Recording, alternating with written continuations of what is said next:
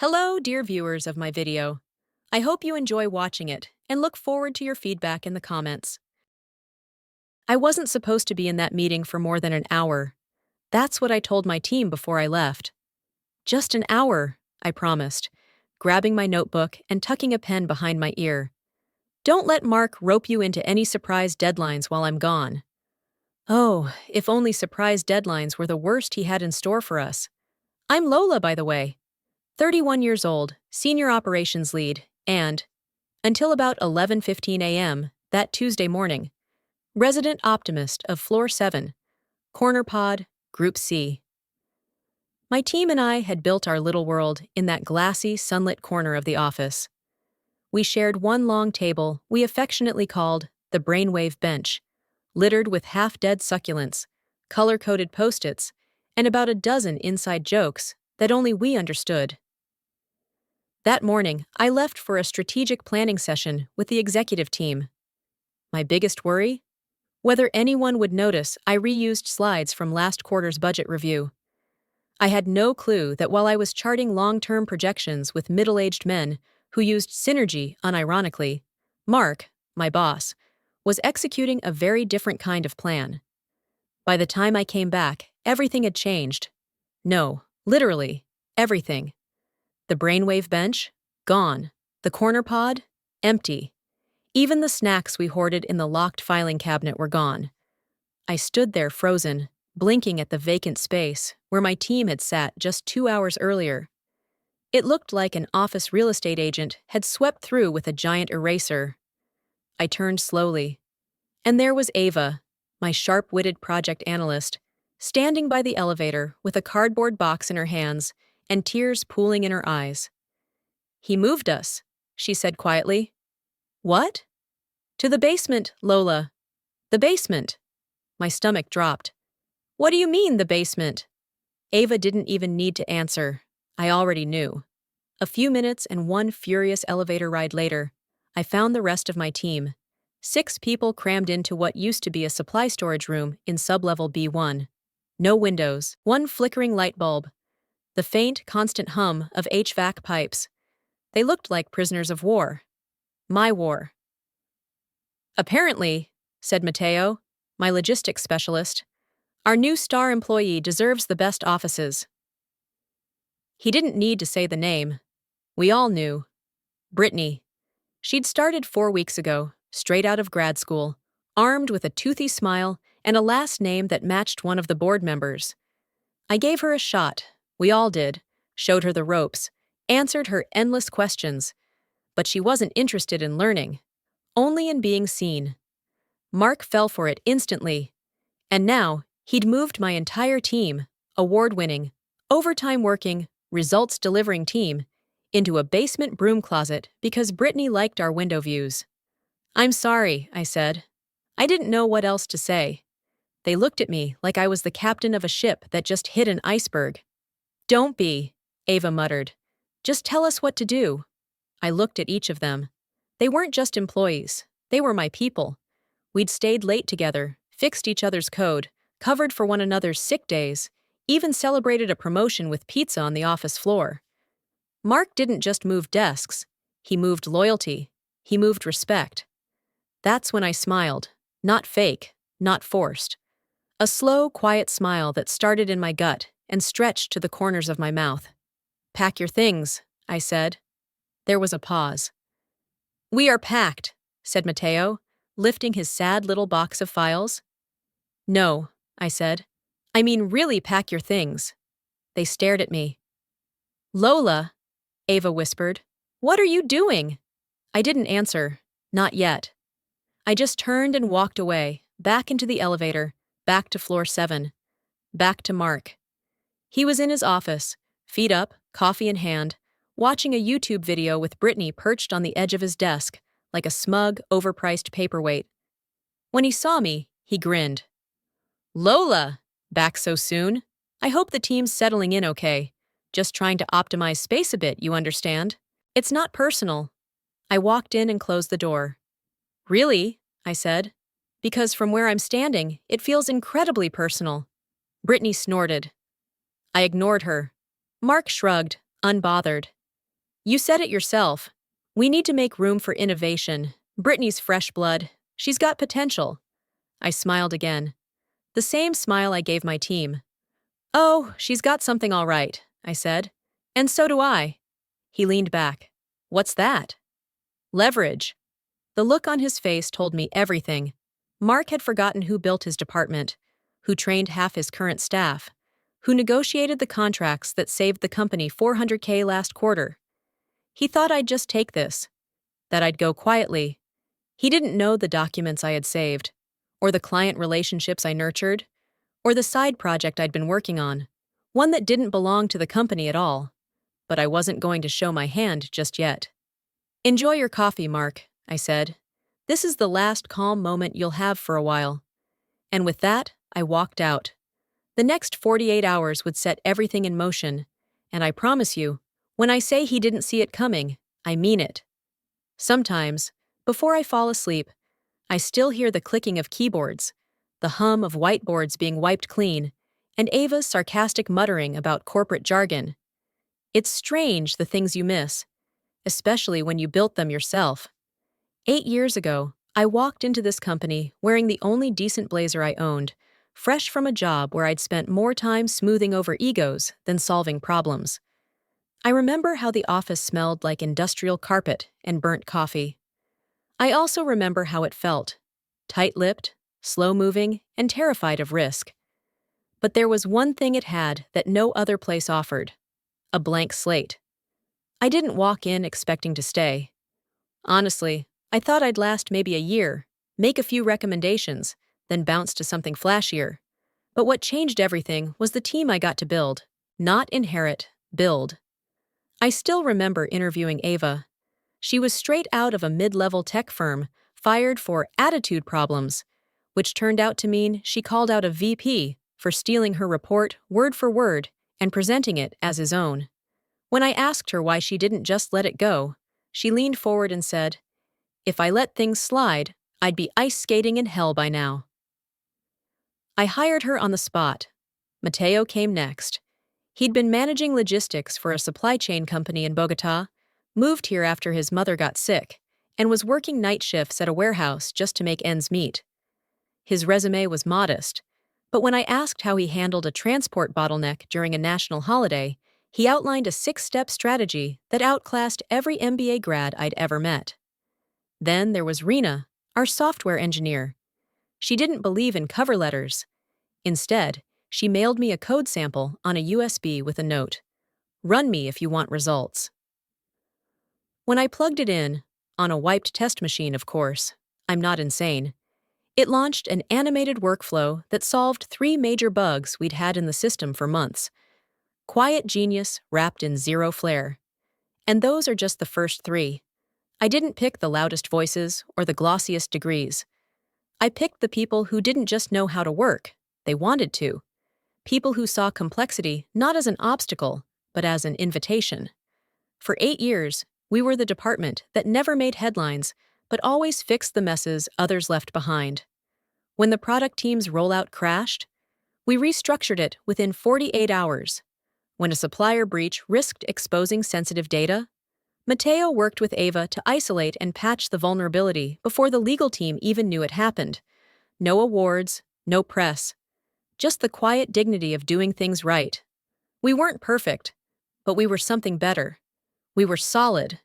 Then Mark Bastian arrived, and everything changed. It was strange from the start. Darren, our outgoing manager, had been with the company for over 20 years. A steady hand. Fair. Stubborn, sure, but always measured. When he retired, most of us assumed one of us might be in line for the role. Maybe even me. We were wrong. The company launched a search, and instead of promoting from within, they brought in Mark. A changelog, they called him. "We need fresh energy," one exec said in a meeting. I remember that word, changelog, like a sour taste in my mouth. It wasn't a compliment, it was a warning. The first time I saw him, he was standing by the espresso machine, telling someone loudly that he couldn't believe how outdated our infrastructure was. He hadn't even logged into our systems yet. He was polished, charming in that networking event way, always ready with a soundbite, never quite ready with a plan. His LinkedIn was a graveyard of short stints, 11 months here, 13 months there, always with job titles like transformation strategist or innovation head. I did what I always do. I researched, quietly. Turns out, every company he left suffered a major staff exodus within 6 months of his arrival. Complaints about communication, about morale, about, well, him. When I brought it up, discreetly to HR, they nodded and smiled and said, "Thanks, Lola, but Mark comes highly recommended by the board." The board. That should have been clue number 1. I told my team to brace themselves. I didn't say much, just, keep copies of your work, watch what gets said in meetings, and let me know if anything seems off. I hoped I was wrong. I wasn't. Mark spent his first month observing. That's what he called it.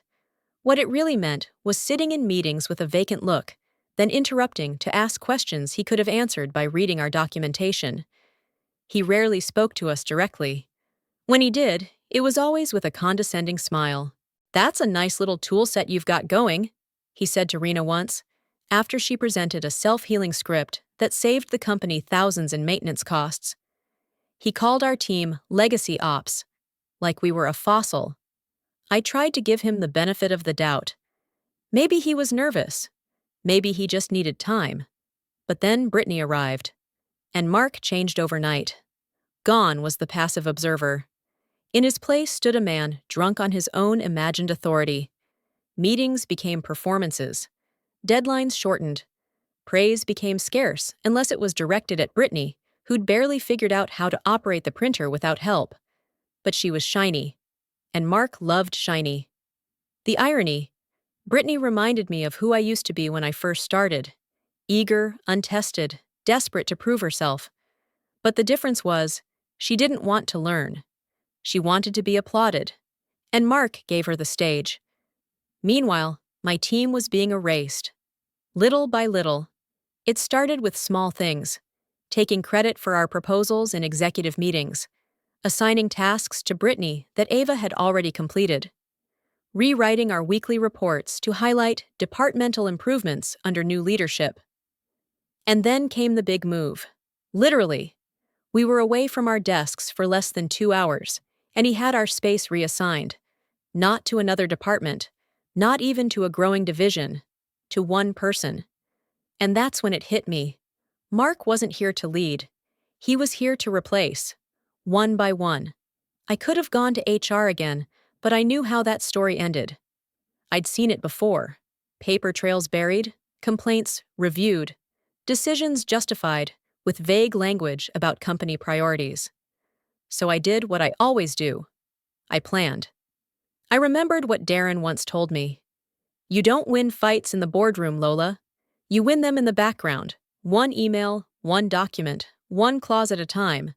So I started documenting, quietly, every altered report, every meeting he claimed to lead but didn't, every contract he tried to change. I made backups. I had witnesses. And more importantly, I had loyalty. Not to Mark. To my team. The ones I chose. The ones who trusted me enough to follow me to the basement, cardboard boxes in hand, not because they had a plan, but because they believed I did. And oh, I did. Mark thought we were just a group of outdated specialists with no fight left in us. What he didn't know is, we'd already survived worse. We'd built something bulletproof. And when he forced us underground, he just gave us the perfect place to build our escape route. Because I wasn't just walking away, I was taking everything with me. There are few things more demoralizing than bad lighting. 2 weeks in the basement, and I started to understand how mushrooms feel. We weren't in an actual office. Let's get that clear. What they gave us was a glorified storage closet with concrete floors, exposed pipes, and a faint smell of mildew that grew stronger every time it rained. The ceiling was low, the lights flickered like something out of a horror film, and the radiator groaned but never heated more than the air directly above it. Some days it was freezing. Others, it felt like the boiler room in hell. And still, my team showed up. Every single day. Rena rigged a portable dehumidifier from old hardware we salvaged from IT's reject pile. Mateo found a way to route Wi-Fi from the floor above when the signal dropped.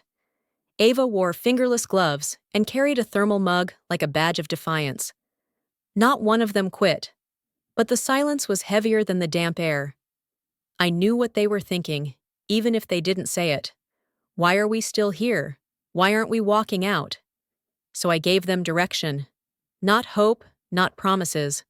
Just purpose. Document everything, I told them. They looked up from their laptops, confused. Every script, every config, every data model you touch. Write it up. Create training materials. Record walkthroughs. Even if it feels pointless, do it. Mateo frowned.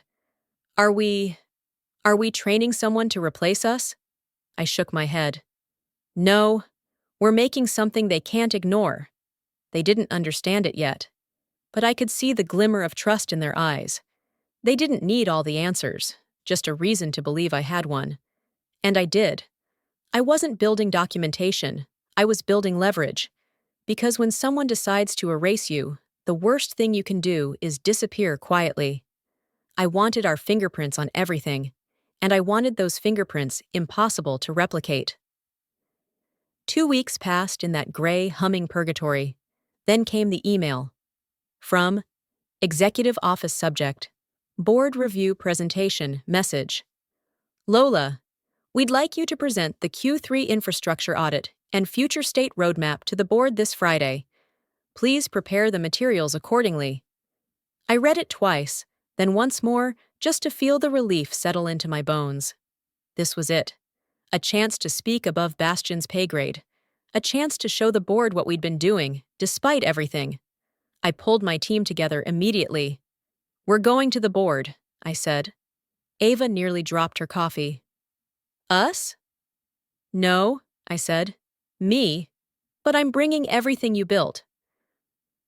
We got to work, polishing diagrams, refining numbers, packaging results. And for the first time since the basement debacle, there was electricity in the air that didn't come from faulty wiring. We were exhausted, underpaid, disrespected. But for a moment, we felt seen. I stayed up until 3 a.m. that night rehearsing. I had a story to tell. About resilience. About ingenuity under pressure. About results that outshone departments twice our size and budget. But hope doesn't last long around here. The morning of the presentation, I barely made it through the revolving doors before I saw him. Dear. The same Dear who sent that hopeful email. The same Dear who once told me, Lola, you're the glue in that department. Now he stood in front of the elevator with an apologetic grimace. I need a word, he said. I already knew. Let me guess, I said coolly. I'm not presenting. He exhaled. Mark will be taking this one. Why? He says it makes more sense, structurally. He's your direct manager. It's his department now. But it's our work. He hasn't touched a single file in months. Dear looked away. It's just optics, Lola. Don't make this harder. Optics. That word again. I wanted to scream, to drag Dear by the collar into the basement and show him what optics looked like from under a leaking pipe and a flickering bulb. But I didn't. I just walked away. My team was waiting in the basement. I didn't have the heart to tell them right away. Instead, I sat down, opened my laptop, and watched the internal broadcast on mute. Mark was already on stage when the feed started, gesturing at slides he didn't recognize, tossing out phrases like agile verticality and cross-platform synergy like confetti. He stumbled, fumbled, misread a figure, called Ava's data model experimental, when it had already stabilized 2 global vendor channels. Rena threw a pencil at the wall. By the time he was done, you could feel the discomfort in the room, even through the screen. And then, later that afternoon, Dear showed up again. In the basement. His shoes left prints on the damp floor. His nostrils twitched at the moldy air. He didn't sit. He cleared his throat. We've decided to move your team back upstairs. Nobody said anything. But not to your old space, he added. That's been Reallocated. Of course it had. We've got something on 5. Open seating, good ventilation. Still no one spoke. Then Deer turned to me. It's a step forward, Lola. I stared at him, not angry, just tired. No, I said. It's a correction. He blinked. But it's not enough. And then I walked away again. Because I already knew what we were building wasn't a comeback. It was a departure. I appreciate the gesture, dear. Truly. That's what I said to his face. I even smiled when I said it. That sharp, office-appropriate kind of smile that gives nothing away but makes the other person think they've won. He seemed relieved. Great. I'll have facilities start the transition to floor 5 by Monday. I nodded and shook his hand, then walked right back to the basement and threw that entire plan into the shredder. Mentally, of course. I didn't even tell the team we were being moved. Because we weren't. Not the way he thought. I had something else in motion, something far more permanent. I made a call that night. Talia had been my closest ally back in the early years, before this company turned into a revolving door of buzzwords and brown-nosers. We met at a think tank internship. While everyone else was trying to impress the guest speakers, we snuck off to build working solutions no one asked for. She went the startup route, I stayed corporate. We joked about being opposite sides of the same rebellion. 3 months ago, she'd messaged me. Expanding ops. Need someone who knows how to build fireproof teams. Interested? Back then, I said, ask me again when the ceiling leaks. 2 weeks ago, the ceiling leaked. So now I called her back. Is the offer still on the table? I asked. Lola, she said, I already saved your desk. The timing was too perfect to ignore. That Friday, Deer had scheduled a VIP tour. 3 major clients coming in for a walkthrough of our infrastructure capabilities. A high-stakes show and tell, and guess who was leading it? Mark Bastian, of course. Fresh off his boardroom flop, still trying to salvage his image. I knew what he was going to say before he said it. He'd cherry-pick buzzwords from our documentation, twist our basement work into innovative lean space development, and try to wow them with slides he barely understood. But this time, I had insurance. Her name was Talia.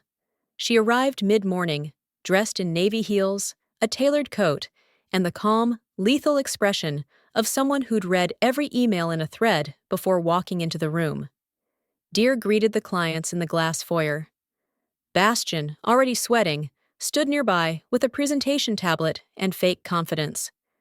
I watched from the mezzanine, pretending to be just another mid-level observer. That's when Talia walked up, extended her hand, and said, Talia Morin, CEO of Gridflare Technologies. Pleasure to meet you all. Deer's eyes twitched. I wasn't aware we had another visitor. Talia smiled. Oh, I didn't come to visit. That's when it started to unravel. One of the clients, a skeptical exec from Zurich, frowned. Gridflare? Aren't you the firm piloting adaptive redundancy protocols in Seoul? Talia nodded. That's us. And you two? He asked, gesturing between Talia and me. Old colleagues, I said, stepping forward. And soon, new ones again. Mark's jaw tensed. I'm sorry, what? I turned to the clients. You'll want to verify any data Bastian shares today. Last quarter, he claimed authorship over several internal developments he wasn't involved in. And on his resume, he lists project leadership at 3 firms he never worked for directly. Talia raised an eyebrow. Funny thing, one of those firms is my old company. He was a contractor. 3 weeks, left mid-project. No deliverables. The silence cracked. Mark sputtered. That's not... You're misrepresenting...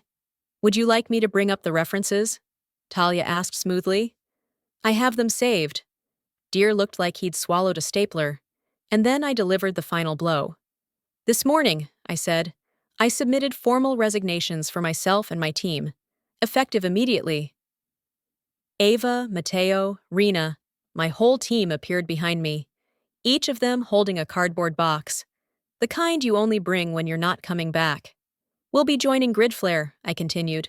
Better pay, better offices, and most importantly, better leadership. You can't just walk out. Dear said, his voice cracking under pressure. You're under contract. I pulled a folder from my bag and handed it to him. Actually, my contract expired last month. Yours auto-renews unless reviewed. Page 4, subsection D. He flipped through the papers in a panic. We'll take our knowledge, I said, our documentation, our systems, and leave you with whatever Bastian can remember from his last slideshow. Mark lunged forward. You can't just steal the work. Steal? Ava stepped up. You mean the work we did in your basement while you took the credit? Rena crossed her arms. The work we documented per Lola's instructions. Every process, every fix. Not yours. Not the company's. Ours. Dear looked at the clients, hoping someone would intervene. They didn't. Instead, one of them turned to Talia and said, So, tell us more about this soul deployment. Talia grinned. Gladly, but we'll need to clear this room. We walked out together, my team and I. Not like traitors, like survivors. And in that moment, I didn't feel vindicated. I felt free. For once, the basement didn't feel like a dungeon. The pipe above Mateo's desk was still leaking, the light still buzzed with every flicker, and the heater still stubbornly refused to work before noon. But something was different now. We weren't trapped anymore. We were waiting to launch. Mateo let out a breath, like he'd been holding it for 2 weeks. Okay. Someone please tell me that actually just happened. Ava sat on the edge of her desk, grinning. Oh, it happened. Bastian looked like he was about to swallow his own tie. I would have paid good money for a slow-mo replay, Rena muttered, popping the lid off her thermos. But, Lola, you knew, didn't you? I turned from the whiteboard, where I was already sketching out roles for our first 2 weeks at Gridflare, and faced them. Yes, I knew. They fell silent, waiting. I didn't gloat. I didn't smile. I just told the truth. I started planning this months ago, I said. Right after Brittany was promoted for work she didn't understand. Right after our roadmap was streamlined out of relevance. Mateo frowned. You planned this before we even got shoved into this basement? No, I corrected softly. I anticipated it. There's a difference. I walked over to the filing cabinet I never let anyone touch, pulled out a slim, battered folder, and opened it.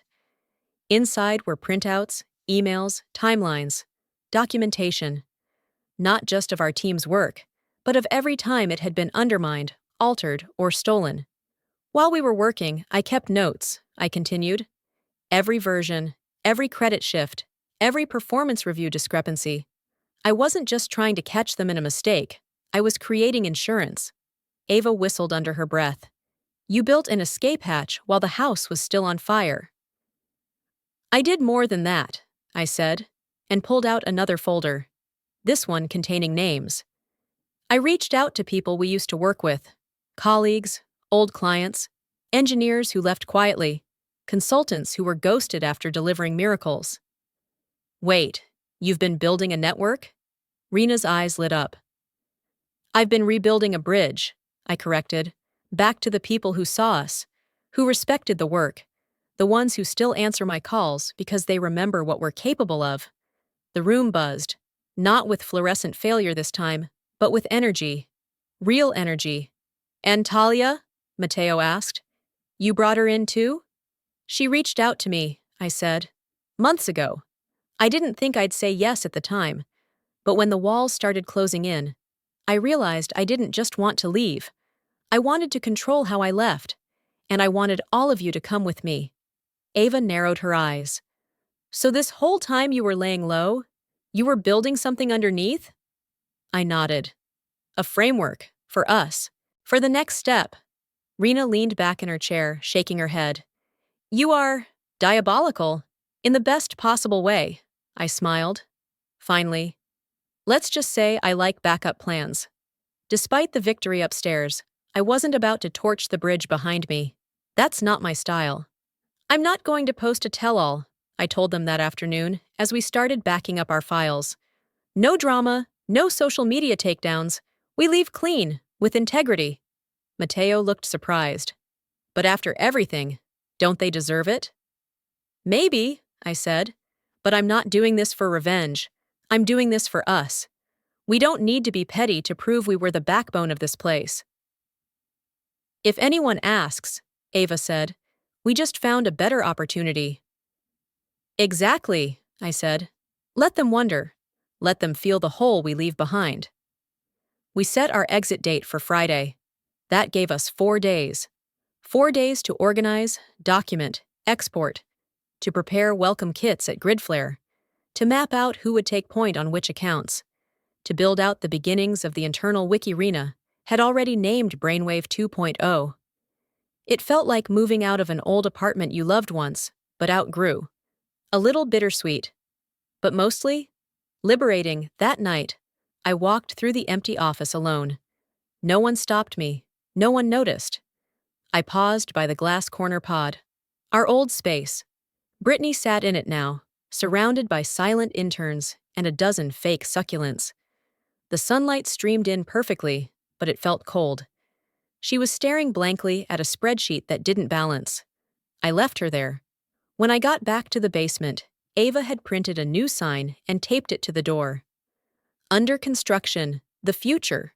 And just beneath it, in permanent marker, Team L. He showed up on Wednesday. Not a word since our dramatic walkout, not even an email acknowledging the fallout. But there he was. Dear, sweating slightly in a pressed shirt, and clinging to a tablet like it could shield him from reality.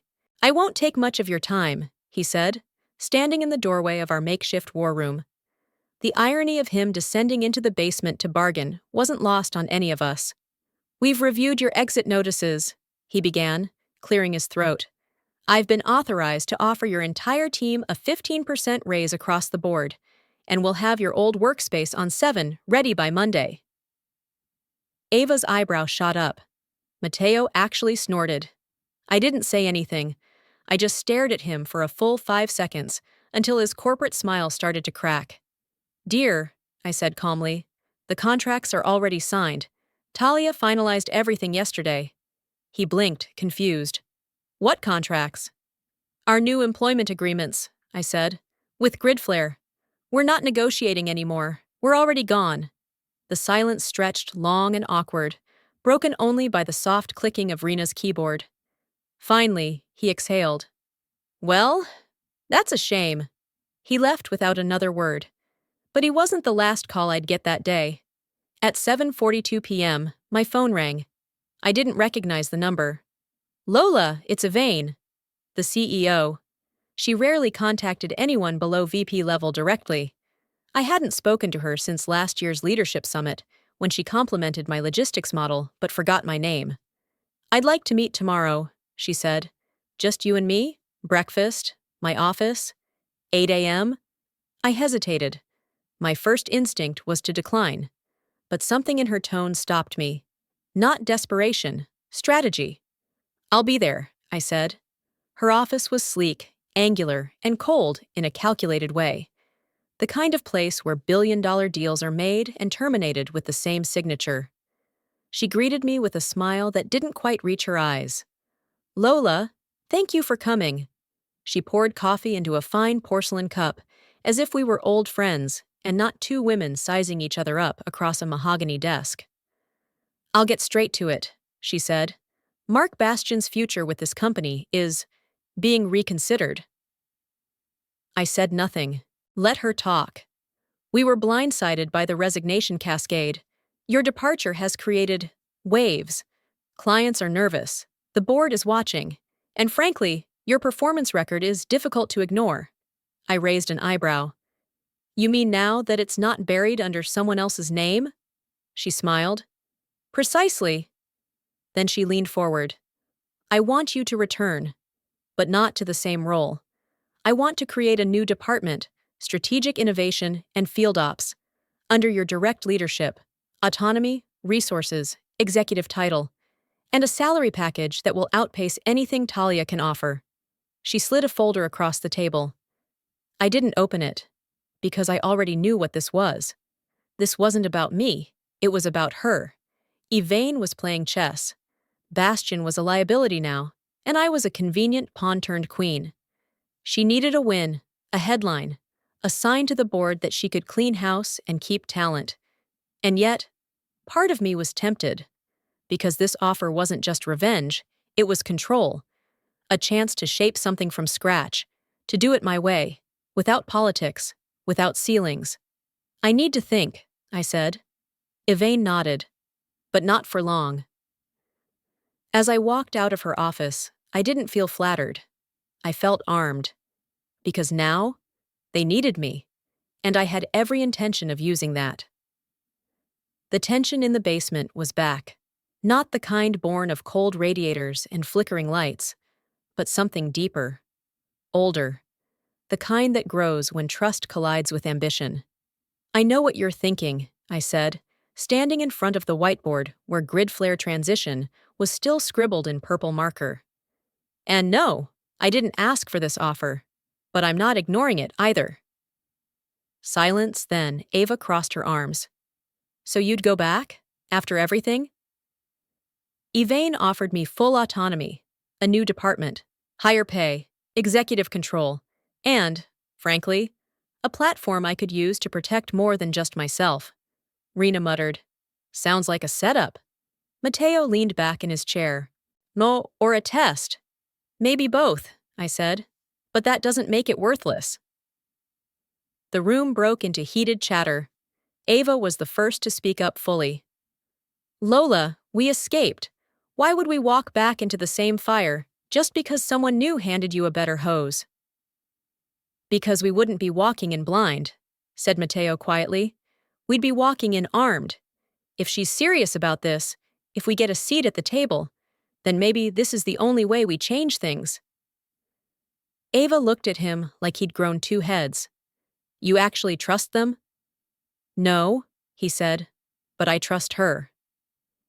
He nodded at me. I felt the weight of that trust, and also the danger of it. This wasn't just about a decision anymore. It was about direction, futures, careers, loyalty, risk.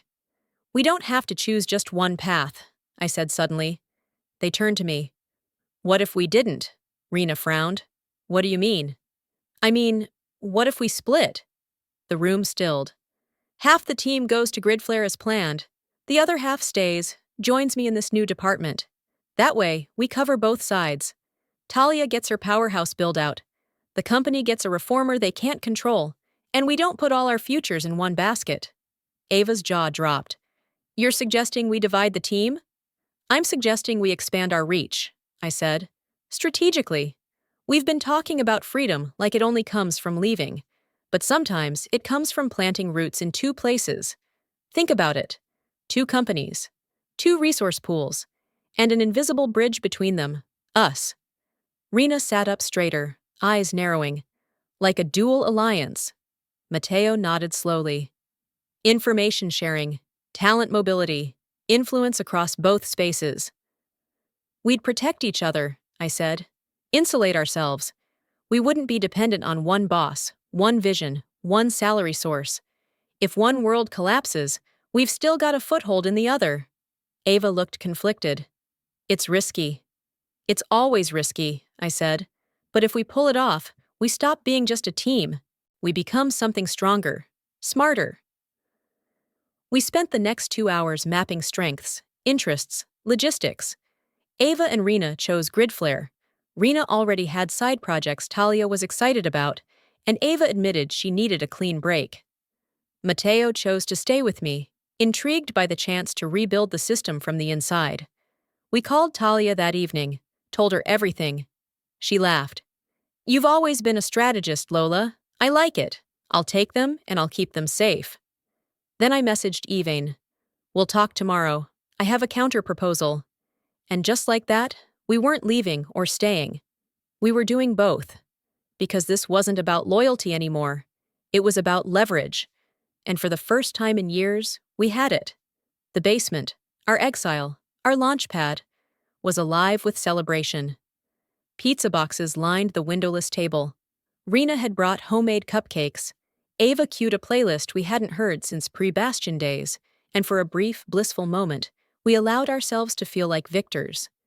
We were halfway to freedom. Half of us headed to Gridflare. The others, including me, staying to build something bold from within. A double helix of resistance and reinvention. And then the message arrived.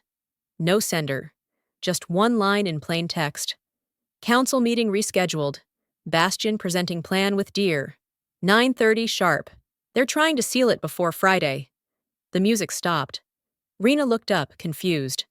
What? I read it again and again. And then the thrill of victory drained out of me, like someone had pulled the plug. They're trying to lock us out, I said. Again. Ava grabbed the laptop, checked the calendar. Meetings still listed for Friday. Because this isn't official, I said. It's a side move. They're going to ambush the board before we have a seat at the table. Mateo clenched his jaw. You think Elaine knows? She invited us to the original session, I said. Yeah, if they're pulling this off schedule, they're doing it behind her back. Ava muttered a curse. I looked around at my team, the people who had already sacrificed more than they should have. I wasn't going to let them lose again. We act now, I said. That night, I didn't sleep. Instead, I wrote. Each envelope was hand-labeled and sealed by Dawn. Inside, a curated file for every team member.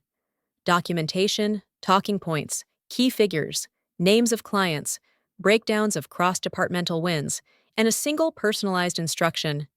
If questioned, speak only to what you know best, confidently, calmly, and when it's my turn, back me up. I slipped my own file into a simple black folder marked Case for Department X. Inside was everything Elaine had asked for, and everything she hadn't, including proof of Bastion's mismanagement and email threads where Deer tried to cover for him. We wore dark clothes that morning, not coordinated, just an unspoken instinct, like soldiers stepping onto a battlefield that looked a lot like a corporate conference room. At 9:24 a.m., we walked into the executive floor together. No fanfare, just presence. The receptionist blinked. Do you have an appointment? Yes, I said. CEO Elaine confirmed it. She frowned, checked her screen, and then hesitated. She didn't check her phone, I said. Right then, Elaine walked out from the hallway, phone in hand, expression unreadable. Her eyes scanned the room and landed on me. I see you got the message, she said, voice cool but firm. Not from you, I said. Good, she replied. Then we both still have allies. She stepped aside and motioned us in. The council meeting room was colder than usual. 7 executives in suits, half already stirring coffee. Deer stood confidently by the screen, Bastion beside him, already mid-smirk. The moment we entered, both their faces changed. Excuse me, Deer said, clearing his throat. This isn't a public meeting. They're invited, Elaine cut in. And if you'd informed me of this change, perhaps I wouldn't have had to surprise you. Deer turned red. I didn't think. Clearly, she said, taking her seat. Proceed, one board member said impatiently. Deer clicked to his first slide. As I was saying, our current operations require a unified restructure plan, which Mark Bastion has spearheaded. His vision, but he never finished the sentence. Can you clarify where this vision originated? One board member asked. Mark worked closely with several. Did any of those collaborators include the operations team you reassigned to sub-level B1? Deer blinked. They were reassigned for efficiency. Interesting, another board member said, flipping through a printed dossier. My dossier, now in their hands. Because I have documentation here showing that team was responsible for stabilizing vendor integrations and reducing platform downtime by 37% in Q2 alone. Deer looked like a drowning man reaching for a PowerPoint. Bastion cleared his throat. It's a matter of narrative alignment. No, Mr. Bastion, Elaine cut in, voice razor sharp. It's a matter of credit and results. I stood up. If I may, I said. The room fell silent. I opened the black folder and passed it down the line. In here is our plan. Not a restructure, a rebuild. One that doesn't erase what works. One that elevates what's already proven. I turned to Deer. Your proposal cut out the backbone of this company and replaced it with buzzwords. Then to Bastian. And yours? Well, it reads like a LinkedIn post stretched into a disaster. Ms. Lola, Dear tried, but was cut off again. I am not here for revenge, I said, loud and clear. I am here with a team that never stopped delivering, even in the basement. And now we have options, real ones. But we'd rather stay and build something here, if we're given the tools to do it right. I turned to Yvain. We need your backing and your word. She stared at me for a long beat, then nodded. I never liked speaking in public, but there's something empowering about knowing you have the truth in your hands and watching the people who lied squirm as it's laid bare. I walked slowly along the polished council table, placing a sealed document folder in front of each board member. I didn't rush. I didn't apologize. This, I said, is the work you didn't see. The work no one praised. The work that kept this company from buckling, while you were distracted by Mark Bastian's branding exercises. A rustle of pages filled the room. Slide decks were pulled forward. Attachments were scanned. Spreadsheets loaded with audit trails, timestamps, version histories, cross-departmental impact charts, all prepared, all verified.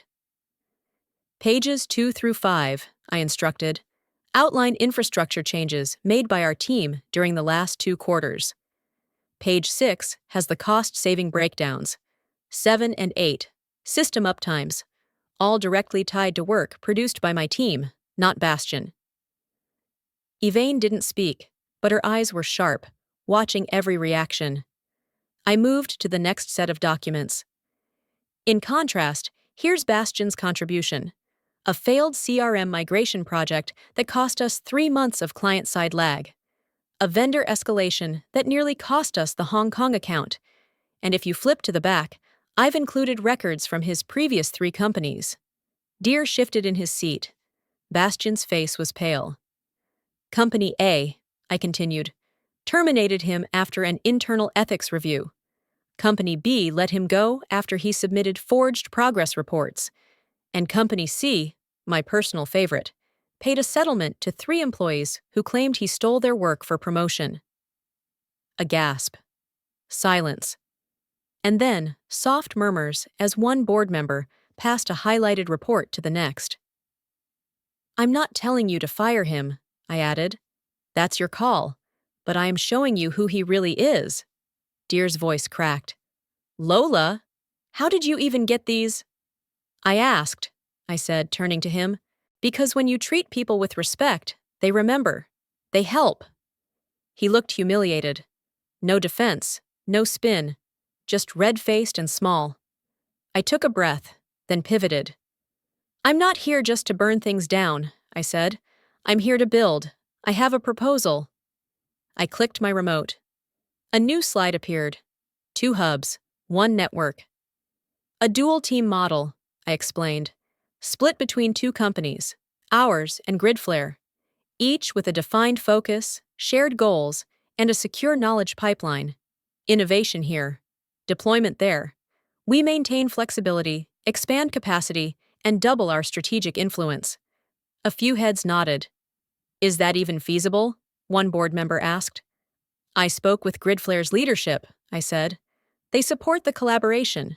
We have a signed memo of understanding. I clicked again, revealing Talia's digital signature at the bottom of a cross-company agreement. We don't need to monopolize the talent, I said. We need to empower it. If we can't adapt to modern team models, we'll lose our best minds to more agile ecosystems. This is a chance to lead, not follow. Silence again, but this time thoughtful. Yvain finally spoke. And who leads this dual model? I do, I said. With Talia, as equals, no middlemen. She leaned back in her chair. One board member smiled faintly.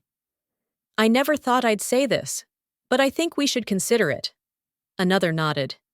If the risk is losing her entirely, I'd rather take the leap. Bastian was silent. Deer looked like a shadow of the man who walked in. And me? I just stood there, calm and clear. Because when the truth is on paper, you don't need to raise your voice. You just need to turn the page.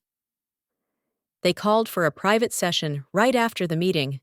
No one said what was discussed behind the closed oak doors, but the next morning, 2 emails were sent to the entire company. One was Deere's farewell message, dry, vague, stuffed with euphemisms like new challenges and exciting future opportunities. The second, shorter and far colder, came from HR. Mark Bastian is no longer with the organization, effective immediately. And just like that, the chapter closed on both of them. It didn't feel like a victory parade. It felt like cleaning up after a flood. Elaine invited me for coffee the next day. This time, no power plays, no strategic smiles. Just 2 women who knew the battlefield and respected each other now that the war was over.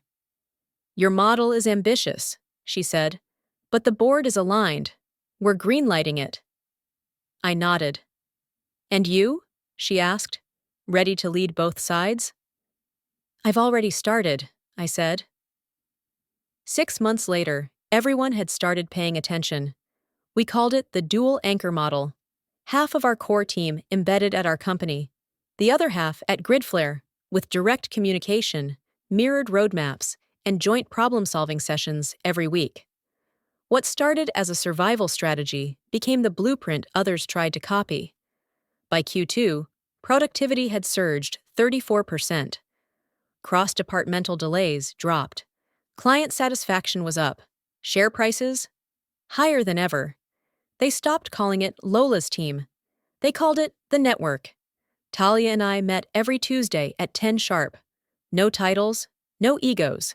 Just 2 people who understood that innovation wasn't about being loud. It was about being right. As for Deere, last I heard, he was managing operations at a small logistics firm outside of town. No executive board, no interns, just spreadsheets, fluorescent lights, and too much time to think. Bastian? Still out there, floating between startups and pitch decks, trying to sell transformational synergy frameworks to anyone who'll listen. He still uses words like disruption and pivot, but now no one's buying. And honestly, that's fine. Let them chase power the old way. We already found something better. One afternoon, Ava came into my office, my real office, with sunlight and walls and space to breathe, holding a printed article. "Industry Week just featured us," she said, grinning. "Called our model the future of cross-company innovation." I raised an eyebrow. "They mentioned the basement?" "Oh, they sure did," she laughed. "Said we turned exile into elevation." Rena leaned in from the doorway. "So, no more flickering lights?" "No more basements," I said. "Not for us." We didn't just escape. We built a system where injustice couldn't breathe, where good work couldn't be buried, where no one got erased for being quiet or honest or kind. And that was the best revenge of all. You have it.